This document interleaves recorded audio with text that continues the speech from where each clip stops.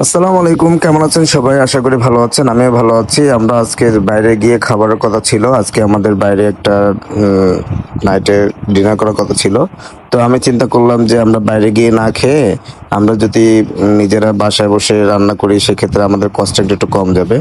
তো যেই কথা সেই কাজ। তো গেলাম বাজারে গিয়ে একটা মাটনের একটা রান নিলাম। ১ কেজি ৪০০ গ্রাম হয়েছে এটা। প্রায় ৳১৫৩০ ৳৩০ ৳৩৯ আসছিল দাম। তো দেখেন কি খুশি, সেও খুশি। আমি এখানে মাটনটাকে প্রসেস করতেছি।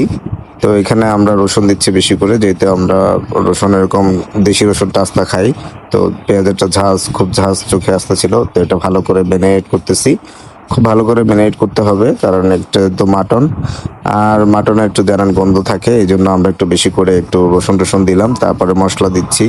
মসলা ইচ্ছামতো যা আছে হাতের কাছে তাই দিচ্ছি। কোনো ধরা-বাঁধা নাই। কি দিব না দিব তা নিজেও জানি না। ইচ্ছামতো মসলা দিতেছি। দেওয়ার পরে ভালো করে ম্যারিনেট করে এটাকে রেখে দিলাম। ৩ টা ইলিশ মাছ কিনেছিলাম ৳১৪৫০ করে। এখানে আসছিল প্রায় ৳২০৮০। তো আমরা ইলিশের ৩ টা আইটেম করছিলাম। একটা হচ্ছে ইলিশের দো পেঁয়াজু, আরেকটা হচ্ছে সরিষা ইলিশ। তারপরে সরিষা ইলিশের পরে আরেকটা করছিলাম, সেটা হচ্ছে ইলিশের যে পানি ইলিশ বলে যেটা, এই যে পানি দিয়ে যেটা জাল দেয় ওইটা ইলিশ।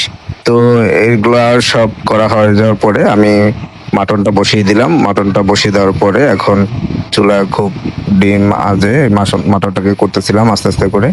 এই যে দেখেন পুরো রসুনের দিয়ে দিছি আমি, যেহেতু মাটন থেকে গন্ধ না আসে। তো এই জন্য আমরা ভালো করে এটা একটু একটু নেড়ে চেড়ে দিচ্ছি। দেওয়ার পরে এখন একটু পাবজি গেম খেলবো বলতেছি। তো আমি চলে যাচ্ছি, আবার আসলাম। এসে দেখার জন্য একটু নাড়াচাড়া দিতেছি। নাড়াচাড়া দেওয়ার পরে আমরা এটা একটু ঝোলঝোলি খাবো। তো টোটাল আমাদের খরচ হয়ে গেছিল প্রায় ৳৩৬০০-৩৭০০ মতো খরচ হয়েছে। তো আমরা বাইরে খেতে গেলাম তো ৳৫,০০০ উপরে চলে যেত, ৳৫,০০০-৬,০০০। সেক্ষেত্রে ঘরোয়াভাবে খুব পেট পুরে আমরা খাইছি। তো এরকম মাঝে মাঝে ঘরোয়াভাবে খেলেও খুব ভালো লাগে। Thank you so much.